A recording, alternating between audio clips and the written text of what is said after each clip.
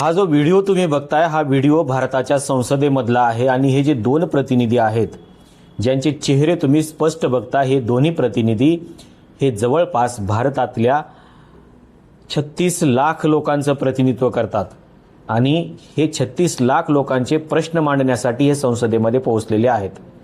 आता तुम्ही म्हणाल असं कसं, कारण हे लोकसभेचे सदस्य आहेत आणि लोकसभेमध्ये ज्यावेळेस आपण एक प्रतिनिधी जनतेचा निवडून देतो त्या जनतेच्या एका प्रतिनिधीच्या पाठीमागे जवळपास 17 ते 18 लाख मतदार असतात। 17 ते 18 लाख लोकांचं नेतृत्व, त्यांचे प्रश्न, त्यांचे प्रॉब्लेम्स घेऊन हा प्रतिनिधी आपण संसदेमध्ये पाठवतो आणि अपेक्षा अशी असते की या प्रतिनिधीने आपले प्रश्न संसदेमध्ये मांडले पाहिजेत। पण हे प्रतिनिधी नेमकं संसदेमध्ये काय करतायत याचं चित्र आपण बघतो आहे। संसदेचं एखादं सत्र जेव्हा सुरू होतं त्यावेळेस त्या सत्राचा खर्च जर आपण बघितला तर तो खर्च असतो एका मिनिटाचा 2.5 लाख रुपये, एका तासाचा जवळपास 1.5 कोटी रुपये आणि जर संसदेचं सत्र एका दिवशी 6 तास चाललं तर त्याचा खर्च असतो 9 कोटी रुपये। एवढा खर्च करून एवढ्या लोकांचे प्रतिनिधी म्हणून आपण हा प्रतिनिधी या सभागृहामध्ये पाठवतो। आपण या सभागृहामध्ये नेमकं हे प्रतिनिधी काय करतात याचं चित्र आपल्याला पाहायला मिळतं आहे। खरं तर असे चित्र संसदेच्या बाहेर येत नाहीत, कारण त्या चित्रांना बाहेर आणण्याची परवानगी त्या चित्रकारांना नसते। परंतु तरीही समोर एक प्रतिनिधी बोलत आहेत आणि प्रतिनिधी बोलत असल्यामुळे हे पाठीमागचं चित्र आपल्याला बघावं लागलं आणि त्या संसदेतल्या कॅमेरामनला देखील ते दाखवावं लागलं, कारण तिथे काही ग्रीन क्रोमा नाही ज्याला ते वगळून ते दाखवू शकतील। हे लाईव्ह प्रेक्षेपण होतं, थेट प्रेक्षेपण असल्यामुळे संसदेमधलं हे जे चित्र आहे हे चित्र थेट आपल्याला बघायला मिळालं आणि नेमकं आपण जे 17 ते 18 लाख लोकांनी मिळून प्रतिनिधी संसदेमध्ये पाठवलेले असतात ते नेमकं काय करतात याचं चित्र आपल्याला थेट बघायला मिळालं।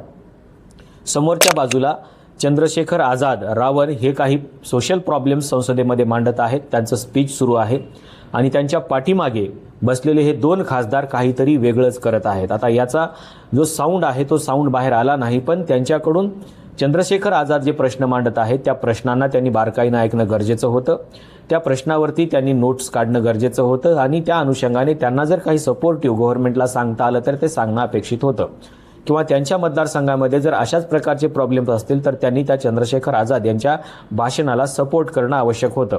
यासाठी आपण हे सगळे खासदार संसदेमध्ये पाठवतो, पण नेमकं हे संसदेमध्ये घडतंय का? आणि हे जर घडत नसेल तर मग आपण संसदेमध्ये हे जे लोक आपण पाठवतो हे लोक का पाठवतो आहे? संसद ही आपल्या लोकप्रतिनिधींनी भरलेलं एक सभागृह आहे आणि लोकप्रतिनिधींचे प्रॉब्लेम्स, आपल्या देशाच्या विकासाचे प्रॉब्लेम्स, आपले जे काही डेव्हलपमेंटचे प्रॉब्लेम्स आहेत, वेलफेअरचे प्रॉब्लेम्स आहेत, ते सगळे प्रॉब्लेम्स तिथे मांडण्यासाठी हेच लोकप्रतिनिधी आपण तिथे पाठवलेले आहेत, कारण त्यांच्या हातामध्ये देश आहे, त्यांच्या हातामध्ये आपलं फ्युचर आहे आणि त्यांच्या हातामध्ये आपल्या मतदारसंघाचा विकास आहे आणि त्या अनुषंगाने त्यांनी संसदेमध्ये आपलं वर्तन करणं अपेक्षित होतं।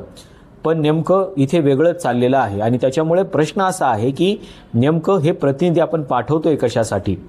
याचा अर्थ सरळ असा होतो की हे प्रतिनिधी आपल्या टॅक्सच्या पैशावरती, म्हणजे आपण जे संसदेच्या अधिवेशनासाठी खर्च करतो तो खर्च मी तुम्हाला सांगितला, एका मिनिटाचे 2.5 लाख रुपये, एका तासाचे 1.5 कोटी रुपये आणि 6 तासाचे 9 कोटी रुपये पर डे, म्हणजे एवढा खर्च करून आपण हे तिथं पाठवतोय, पण तिथे मात्र यातून आउटपुट काहीही मिळत नाही। आणि म्हणून लोकांनी आता विचार करणं गरजेचं आहे की आपण जे प्रतिनिधी संसदेमध्ये पाठवतो, सभागृहामध्ये पाठवतो, ते प्रतिनिधी खरोखरच आपले प्रश्न मांडवण्यासाठी पाठवतो का आपल्या पैशावरती, म्हणजे जनतेच्या पैशावरती मोजमजा करण्यासाठी हे प्रतिनिधी सभागृहामध्ये पोहोचलेले आहेत?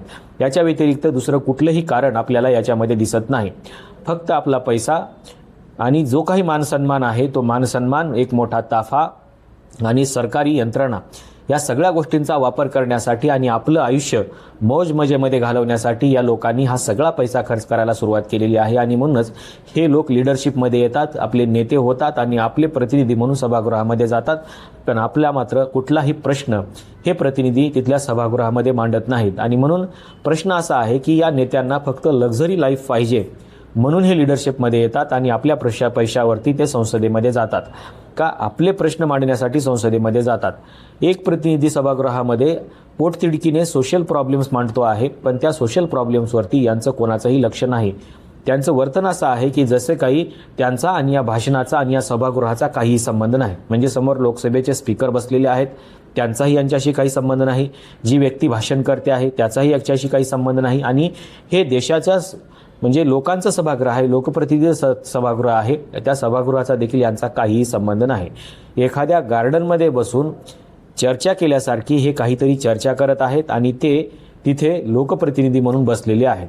आता जर त्यांचा या संसदेच्या सभागृहाशी, लोकसभेच्या स्पीकरशी, सरकारशी आणि जे प्रतिनिधी प्रश्न मांडत आहेत त्यांच्याशी जर यांचा काहीही संबंध नसेल तर लोकसभेच्या स्पीकरनी सरळ सरळ निर्णय घेतला पाहिजे की उद्यापासून तुम्ही सभागृहामध्ये येऊ नका. आणि त्यांच्या मतदारसंघामधल्या लोकांनी देखील हा निर्णय घेतला पाहिजे की असे लोक पुन्हा आपल्या मतदारसंघामधून निवडून गेले नाही पाहिजे. आपल्याला नेमकं या व्हिडिओबद्दल काय वाटतं हे सांगायला विसरू नका. त्यांचा आणि सभागृहाचा काही संबंध दिसतो आहे का? त्यांचा आणि बोलणाऱ्या एखाद्या खासदाराचा संबंध दिसतो आहे का? त्यांचा आणि लोकसभेच्या स्पीकरचा काही संबंध आहे का? किंवा त्यांचा आणि समोर बसलेल्या गव्हर्नमेंटचा काही संबंध आहे का? असं तुम्हाला दिसतंय का? दिसत असेल तर ते सांगा आणि नसेल तर नेमकं काय सुरू आहे ते देखील सांगायला विसरू नका. आजच्या व्हिडिओमध्ये आपण इथेच थांबूया. धन्यवाद.